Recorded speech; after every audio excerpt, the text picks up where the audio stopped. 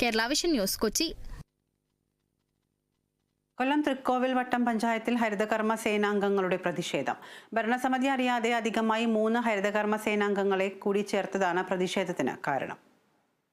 തൃക്കോവിൽ വട്ടം പഞ്ചായത്തിലെ 23 വാർഡുകളിലായി 46 ഹരിതകർമ്മ സേനാംഗങ്ങളാണ് ജോലി ചെയ്യുന്നത്.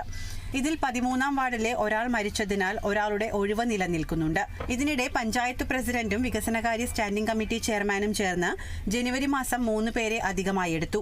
ഇതിനെതിരെയാണ് ഹരിതകർമ്മ സേനാംഗങ്ങൾ പ്രതിഷേധവുമായി എത്തിയത്. ജനുവരി മാസം ഒരു പുതിയ 3 അംഗങ്ങൾ നമ്മളോട് ജോലിക്ക് കയറാനായിട്ട് ആദ്യത്തെ 3 ദിവസം ട്രെയിനിങ്ങിന് പങ്കെടുത്തായിരുന്നു. അത് കഴിഞ്ഞ് അവർ നമ്മളോട് സെഗ്രിഗേഷൻ ഇരുന്ന് പിറ്റേ മാസം വാർഡ് കളക്ഷൻ ഇറങ്ങി. അപ്പോൾ ആദ്യത്തെ മാസം സാലറി കൊടുത്തപ്പോഴേ ഇവരെല്ലാവരും എതിർത്തായിരുന്നുണ്ട്. ഈ മാസം സാലറി കൊടുക്കാൻ നേരത്തെ ഇവർ ഒന്നടങ്കം എതിർത്ത്. കാരണം നമ്മുടെ ഹരിതകർമ്മ സേനയിൽ ഇവരെങ്ങനെ കയറിയെന്ന് അവർക്ക് അറിഞ്ഞുകൂടാ. അതുപോലെ ഇവർക്ക് ഞങ്ങൾക്ക് മൊത്തം ഹരിതകർമ്മ സേനകൾക്ക് ഒന്നടങ്കം അവരെയായിട്ട് അംഗീകരിക്കാൻ പറ്റത്തില്ല.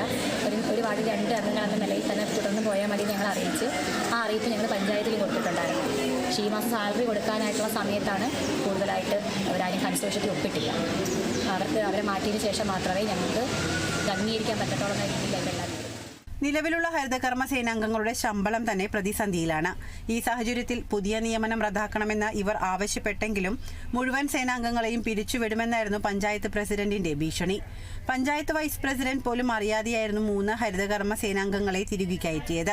നിലവിലെ പഞ്ചായത്ത് ഭരണസമിതിയോ കമ്മിറ്റി അംഗങ്ങളോ സ്റ്റിയറിംഗ് കമ്മിറ്റിയോ സ്റ്റാൻഡിംഗ് കമ്മിറ്റിയോ ഒന്നും കൂടാതെ തന്നെയും ഇപ്പോൾ ഒരു 3 അംഗങ്ങളെയും കൂടി പഞ്ചായത്തിൻ്റെ ഉദ്യോഗസ്ഥന്മാരോ അതോ അതിൻ്റെ നിർമ്മാണ ഉദ്യോഗസ്ഥരായിട്ടുള്ള ASO, BO, സെക്രട്ടറിയോ ഒന്നും എന്തിനേറെ പറയുന്നു പഞ്ചായത്ത് കമ്മിറ്റി പോലും അറിയാതെ തന്നെ ഈ 3 പേരെ വളരെ ദാർഢ്യത്തോടു കൂടി നിയമിച്ചിരിക്കുകയാണ്.